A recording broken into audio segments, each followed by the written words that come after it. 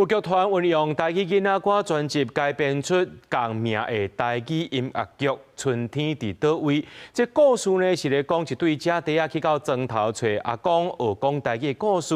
這個劇團呢目前也開始無主路，打算10月開始要表演60場的音樂劇，希望講會當去到偏鄉演出，或者係弱勢囡仔也通來看戲。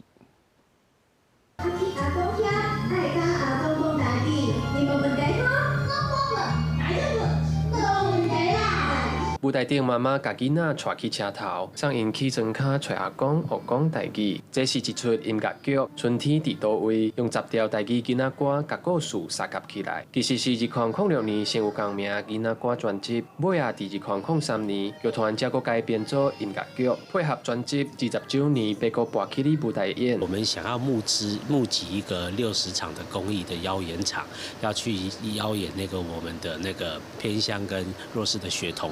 預計在今年的10月開始啟動。劇團講，這擺音樂劇會邀請大學生甲專業的演員做伙參與，提供舞台，讓對表演甲台語有興趣的人做伙投入。另外，創作者講，這幾年台語創作環境有變較好，不過若要創作愈好的台語環境，那需要政策支持，嘛要市場的參與。我感覺這個市場的回饋，嘛是一種足好的鼓勵。咱袂當永遠攏靠政府來支持，對無？